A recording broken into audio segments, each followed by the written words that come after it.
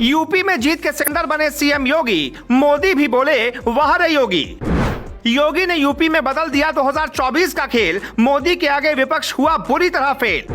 2024 चुनाव के पहले का सबसे बड़ा सर्वे आया, विपक्ष दूर दूर तक कहीं नजर नहीं आया।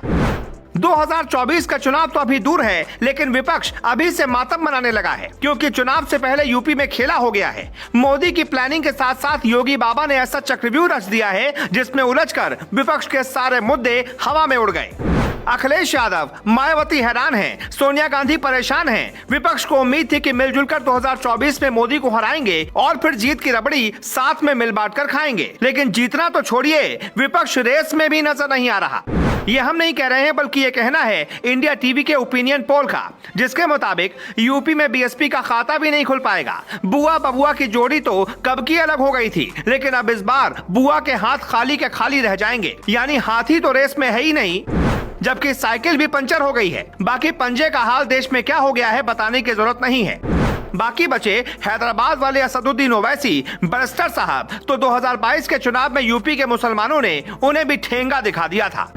यूपी में 2022 के चुनाव के बाद से ही साफ हो गया था कि 2024 के चुनाव में बीजेपी बहुत बड़ा कमाल करने वाली है, लेकिन चुनाव से 2 साल पहले आए इंडिया टीवी के सर्वे ने विपक्ष की नींद अभी से उड़ा दी है। सर्वे के मुताबिक अगर आज यूपी में चुनाव करवा दिए जाएं, तो मोदी लहर में विपक्ष कहीं भी टिकता नजर नहीं आ रहा। चुनाव में बीजेपी को कुल 80 में से 76 सीटें मिलेंगी और कुल वोटों का 52% उसके खाते में जाएगा। इंडिया टीवी का यह सर्वे ग्राउंड पर उतरकर किया गया है, जिसमें मोदी की आंधी के आगे विपक्ष धराशायी होते दिखाई दे रहा है। चुनाव में अभी भले ही वक्त है, लेकिन बीजेपी लगातार 2024 चुनाव की तैयारियों में जुटी है। माना जा रहा है कि इसी का नतीजा है कि अगर आज भी यूपी में चुनाव हो जाए तो बीजेपी को बहुत बड़ी जीत मिलेगी। यूं तो अखिलेश यादव यूपी में बीजेपी के लिए सबसे बड़े कांटे के तौर पर देखे जा रहे थे, लेकिन सर्वे आने के बाद उनकी साइकिल भी पंचर हो गई। सर्वे के मुताबिक यूपी में बीजेपी को 80 में से 76 सीटें मिलेंगी, वहीं अखिलेश यादव और कांग्रेस को 2-2 सीटें मिलने की बात कही गई है, जबकि बसपा का खाता भी नहीं खुलेगा। गौर करने वाली बात यह है कि बीजेपी इन 76 सीटों में कई ऐसी सीटें भी जीत रही है जो मुस्लिम बहुल इलाके की हैं। इसीलिए विपक्ष के लिए यह सबसे बड़ा झटका माना जा रहा है, क्योंकि जिस हिंदू मुसलमान यादव फैक्टर को लेकर विपक्ष मोदी को चैलेंज करने के लिए प्लान तैयार कर रहा था, वही प्लान अब फेल होता दिखाई पड़ रहा है। मोदी की आंधी के आगे धर्म और जाति का समीकरण भी विपक्ष अब नहीं बैठा पाएगा।